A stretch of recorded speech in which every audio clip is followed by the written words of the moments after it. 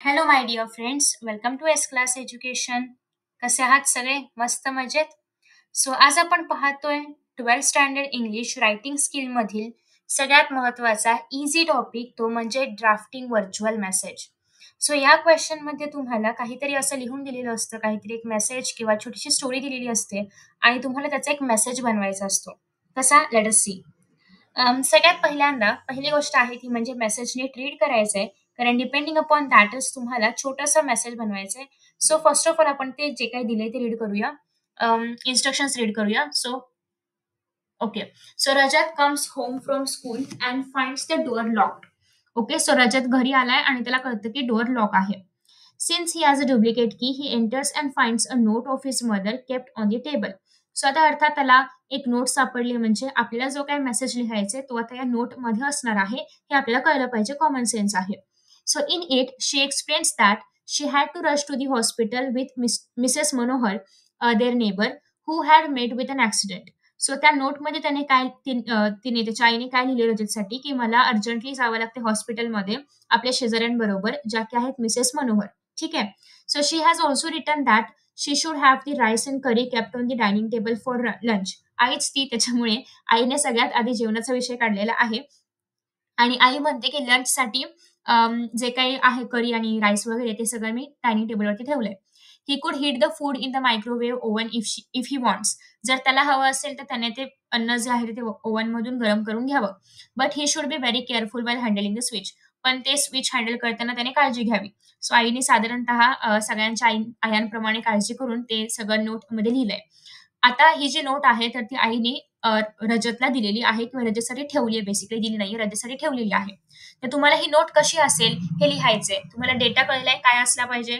आता तुम्हाला ही note actually कशी लिहायचंय बघा. सगळ्यात पहिल्यांदा सुरुवात करायची ती म्हणजे अशा पद्धतीने डेट टाकून. डेट तुम्ही काही पण टाकू शकता, जी हवी ती टाकायची आहे. खाली लिहायचा आहे टाइम. आता अर्थात सकाळी जाणार आहे त्याच्यामुळे तुम्ही सकाळचा टाइम कुठलाही लिहू शकता. कुणाला लिहितोय आपण त्याचं नाव हे लक्षात ठेवायचंय प्लीज. इथे बरीचशी गडबड होते मुलांची, की कुठलंही नाव कुठे लिहायचं हेच कळत नाही. सो बेसिकली ज्या व्यक्तीसाठी नोट लिहिली तिचं नाव आधी. आपण लेटरमध्ये पण ज्या व्यक्तीला लेटर लिहितोय तिचं नाव आपण वरती लिहितो आणि ज्यांनी लिहिले त्यांचं नाव आपण खाली लिहितो.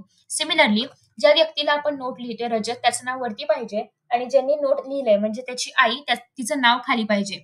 आता अर्थात या पॅरेग्राफमध्ये कुठेही रजतच्या मदरचं नाव नाही दिलंय, तर आपण त्याच्यामुळे जस्ट आपण खाली मदर लिहू शकतो. ठीक आहे. So let us start. Mrs Manohar, our neighbour, has met with an accident. ठीक आहे. So I am rushing to the hospital with हर.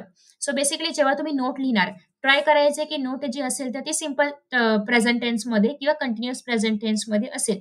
दुसरी गोष्ट, नोट जी आहे तर ती आपल्या ऍक्च्युअल इन्स्ट्रक्शनपेक्षा किंवा क्वेश्चनपेक्षा लहान असली पाहिजे, कन्साइज असली पाहिजे. ठीक आहे. So I have kept rice and curry on the dining table for your lunch. Use our microwave oven to heat the food if you want and be very careful by handling the switch. म्हणजे प्रत्येक instruction जी क्वेश्चनमध्ये दिली आहे ती सगळी आन्सरमध्ये आली पाहिजे. दुसरी गोष्ट, काही इन्स्ट्रक्शन्स आहेत अशा पण येतील, पण ट्राय करायचे की तुम्ही थोडंसं वर्ड फ्रेमिंगमध्ये बदल कराल, सेंटेन्स फ्रेमिंगमध्ये बदल कराल.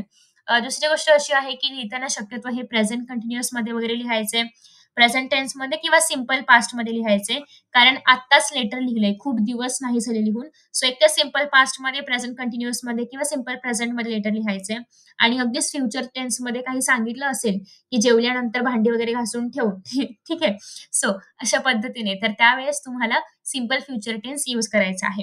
ओके. तर अशा पद्धतीने छानसं नोट तुम्हाला लिहायची आहे. ओके. दुसरी गोष्ट अशी आहे की जेव्हा तुम्ही नोट रायटिंग कराल तेव्हा इफ यू वॉन्ट तुम्ही याच्या भोवती एक असं छान रेक्टँगल ड्रॉ करू शकता, वेळ वगैरे असेल तर. सगळ्यात महत्वाचा मुद्दा म्हणजे डेट टाइम असलंच पाहिजे. आपण नोट कोणाला लिहितोय आणि खाली आपलं नाव, म्हणजे वरती कोणाला लिहितोय त्याचं आणि खाली ज्याने लिहिलंय त्याचं नाव आणि मध्ये नोटेचा हा सगळा, म्हणजे नोट जी आहे ती मध्ये असली पाहिजे. सगळे पॉइंट्स क्वेश्चन मध्ये इन्क्लूड झाले पाहिजेत. थोडंसं सेंटेन्स फ्रेमिंग मध्ये बदल करू शकता, पण टेन्स आणि बाकी सगळ्या गोष्टी ज्या सांगितल्या त्याप्रमाणे असल्या पाहिजेत. सो आय होप की तुम्हाला हा व्हिडिओ आवडला असेल आणि तुम्हाला एक्झॅक्टली कळलं असेल की नोट कसं लिहायचं आहे. ऑलरेडी मी याच्यावरती खूप सारे व्हिडिओज बनवलेत. If you still have any confusion तुम्ही जाऊन ते व्हिडिओज रेफर करू शकता, जेणेकरून तुम्हाला अजून क्लिअर होईल आणि अजून एक्स्ट्राचे पण काही तुम्हाला एक्झाम्पल्स पाहायला मिळतील. So thank you so much for watching this video and see you in the next video. Bye bye.